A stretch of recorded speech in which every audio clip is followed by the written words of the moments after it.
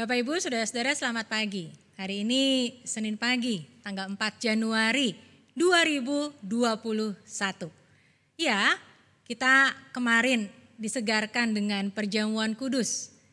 Minggu pertama yang kita masuki bersama dengan mengingat kasih dan pengorbanan Tuhan kita Yesus Kristus. Hari ini saya mau mengajak kita merenungkan satu tema. Tapi sebelumnya mari kita berdoa. Tuhan, kami mengucap syukur karena tiap hari Tuhan hadir bersama kami. Tuhan menuntun langkah kami, menerangi hati dan pikiran kami. Mampukan kami ya Tuhan, dalam seluruh hidup sepanjang hari kami boleh menyatakan kasih Tuhan buat sekitar kami.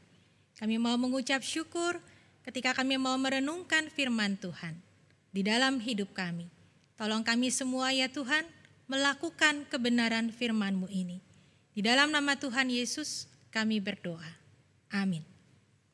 Ya Bapak Ibu, Saudara-saudara, saya mengajak kita membaca 1 Petrus 2. 1 Petrus 2 ayat 18 sampai 21. 1 Petrus 2 ayat 18 sampai 21. Hai kamu hamba-hamba, tunduklah dengan penuh ketakutan kepada Tuanmu. Bukan saja kepada yang baik dan peramah, tetapi juga kepada yang bengis. Sebab adalah kasih karunia jika seorang karena sadar akan kehendak Allah, menanggung penderitaan yang tidak harus ia tanggung. Sebab dapatkah disebut pujian jika kamu menderita pukulan karena kamu berbuat dosa? Tetapi jika kamu berbuat baik dan karena itu kamu harus menderita, maka itu adalah kasih karunia pada Allah. Sebab untuk itulah kamu dipanggil, karena Kristus pun telah menderita untuk kamu dan telah meninggalkan teladan bagimu, supaya kamu mengikuti jejaknya. Iya Bapak dan Ibu, Saudara-saudara, kalau kita ingat kehidupan kita makin hari bisa saja makin bertambah tidak mudah. Tetapi hari ini saya mau mengajak kita melihat apa yang menjadi pesan buat kita menjalani hari-hari kita. Saya ingin mengajak kita melihat ada satu cerita. Cerita tentang petani, ya, seorang petani dengan satu katakanlah peternakan ayam kecil-kecilan yang ada di rumahnya. Petani ini punya kandang ayam. Lalu ia juga menempatkan kandang ayam itu sedikit jauh di halaman rumahnya. Ketika ia tahu ia akan pergi ke kota, meninggalkan desa, maka dia mempersiapkan segala sesuatu. Termasuk dia sudah menyediakan makanan buat binatang-binatang yang dipersiapkan ini, ya, ayam yang akan ditinggal pergi ini. Dan dia juga sudah mengunci rumahnya. Dia sudah mempersiapkan semuanya dengan baik. Beberapa hari dia meninggalkan desanya untuk pergi ke kota. Apa yang kemudian terjadi? Ketika petani ini ada di kota, ternyata apa yang terjadi di desa ia tidak tahu. Pada saat itu masih belum ada handphone, ya, belum ada telepon seluler. Jadi ketika ia mempersiapkan perjalanan pulang, lalu dia kembali ke kampung halamannya, dia begitu terkejut. Rumahnya baik-baik saja, tetapi kandang ayamnya terbakar. Ketika ia berjalan di halaman, lalu ia menemukan serpihan-serpihan, ya, kayu, jerami, semua bekas bakaran kandang ayam. Dan satu kandang itu habis terbakar. Lalu ia menemukan juga seonggok bulu-bulu ayam. Ketika ia menemukan onggokan itu, tanpa sengaja kakinya menendang, ya, kakinya menendang seonggok bulu-bulu ayam itu. Dan apa yang terjadi? Ternyata dari onggokan bulu-bulu ayam itu keluar anak-anak ayam yang masih kecil-kecil. Apa yang terjadi ketika Pak Tani ini sedang ke kota? Ia tidak tahu, tetapi ternyata induk ayam yang ada di kandang Pak Tani itu melindungi anak-anaknya sedemikian rupa di bawah kepak sayapnya. Sampai ketika seluruh kandang itu habis terbakar. Lalu yang tersisa adalah onggokan bulu-bulu ayam. Itu adalah induk ayam yang juga mati terbakar. Tetapi di kepak sayapnya ya ada anak-anak ayam yang masih hidup. Nah, Bapak Ibu, Saudara-saudara, cerita induk ayam yang melindungi anak-anaknya inilah yang menjadi satu cerita yang bisa kita refleksikan buat hidup kita. Apa yang Tuhan Yesus lakukan buat kita adalah menyelamatkan kita. Pasti lebih dibandingkan dengan apa yang bisa dilakukan induk ayam kepada anak-anaknya. Tetapi gambaran ini mau mengatakan seharusnya kita binasa. Tapi karena Tuhan Yesus menebus hidup kita, maka kita menjadi selamat dan hidup. Nah, gambaran yang serupa digambarkan lewat apa yang tadi kita baca. 1 Petrus 2 adalah surat yang ditulis sebagai surat pastoral.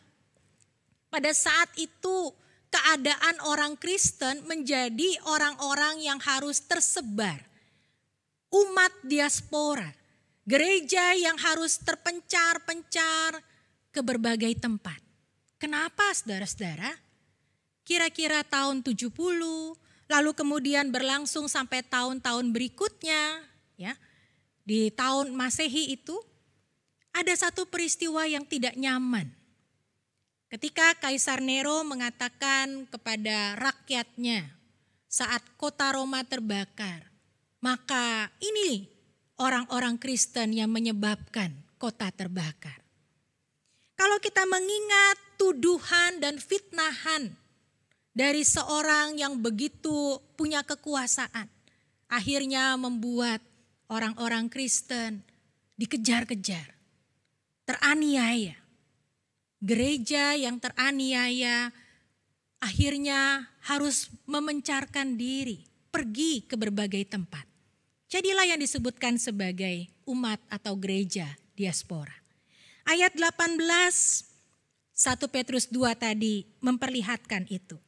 Hai kamu hamba-hamba, tunduklah dengan penuh ketakutan kepada Tuanmu. Tuan itu bisa juga berarti pemerintah. Bukan saja kepada yang baik dan peramah, tetapi juga kepada yang bengis. Gambaran umat yang harus tetap tunduk dan taat kepada pemerintah sekalipun pemerintah itu bengis.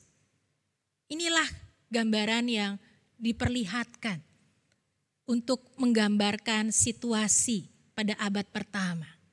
Nah, saudara-saudara, kemudian Rasul Petrus atau penulis surat Petrus ini menasehatkan, justru kita melakukannya bukan karena apa-apa. Kita melakukannya karena mengingat kepada Kristus. Sadar akan kehendak Allah menanggung penderitaan. Dan itu sebabnya kita juga diajak untuk berani mengikut Kristus. Belajar menderita.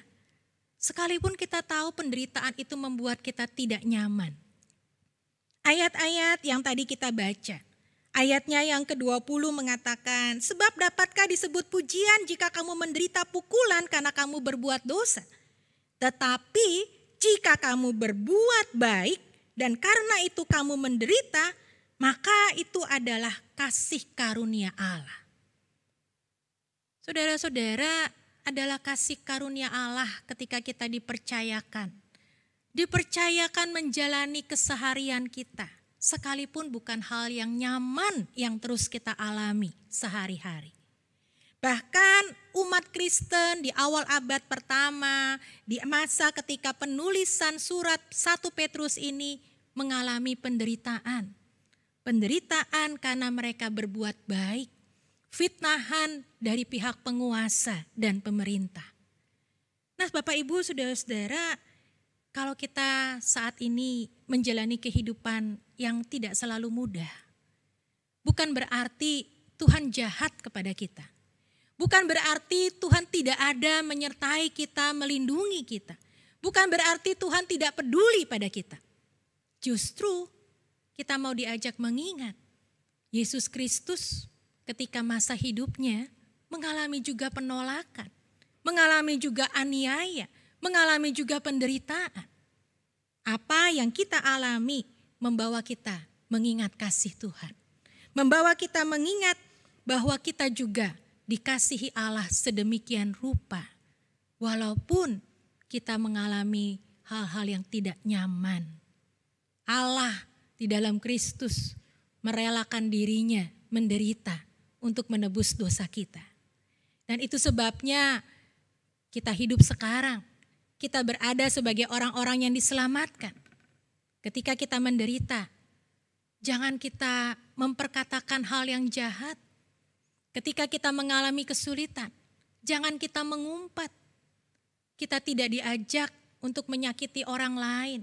Kita tidak diajak juga untuk mempersalahkan Tuhan. Tapi kepada kita masing-masing diingatkan, kalau kita ada sekarang, itu adalah kasih karunia Tuhan. Ketika kita diizinkan menjalani kehidupan dengan berbagai keadaan, Tuhan tidak pernah meninggalkan kita. Kristus telah lebih dahulu menderita buat kita. Bapak Ibu, saudara-saudara, selamat menjalani hari-hari ke depan kita sepanjang minggu ini. Bahkan sepanjang tahun 2021. Satu hal yang kita ingat, Tuhan ada bersama kita. Tuhan sudah menyelamatkan kita. Seberat apapun tanggung jawab kita, seberapapun hal-hal yang tidak nyaman dalam hidup kita, kita dikuatkan, kita dimampukan menanggungnya. Karena Kristus ada bersama kita. Dia lebih dahulu menderita dan dia tetap menyatakan kasih-Nya buat kita di tengah-tengah kesukaran hidup kita. Dia tetap melindungi kita, dia tetap menguatkan kita di tengah keadaan apapun. Selamat pagi Bapak Ibu Saudara, selamat memasuki hari yang baru dan minggu yang baru. Tuhan menyertai kita semua dengan kasih setia-Nya yang kekal. Amin.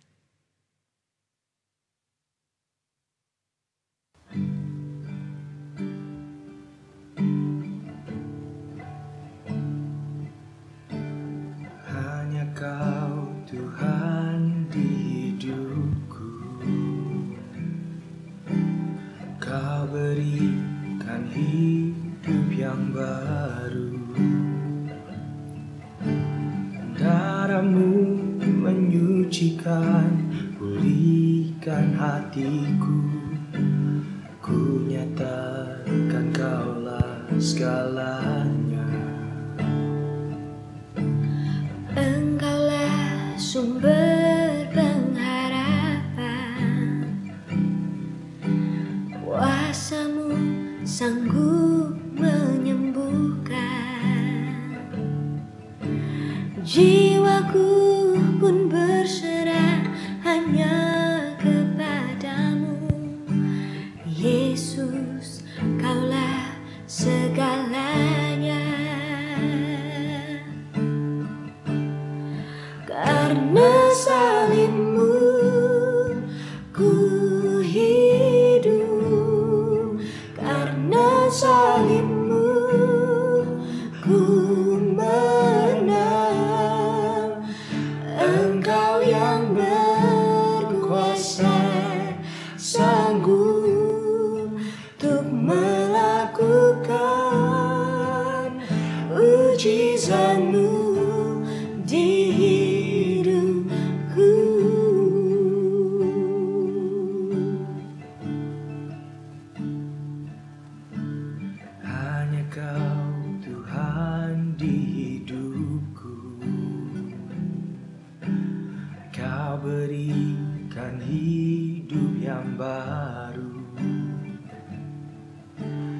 Darahmu menyucikan, pulihkan hatiku.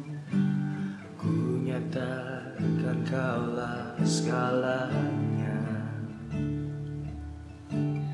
Engkaulah sumber pengharapan, kuasa-Mu sanggup menyembuhkan. Jiwaku pun berserah hanya kepadamu, Yesus, Kaulah segalanya. Karena salib-Mu ku hidup, karena salib-Mu ku menang. Engkau yang berkuasa, sanggup untuk melakukan mujizat-Mu. Karena salib-Mu ku hidup, karena salib-Mu ku menang. Engkau yang berkuasa,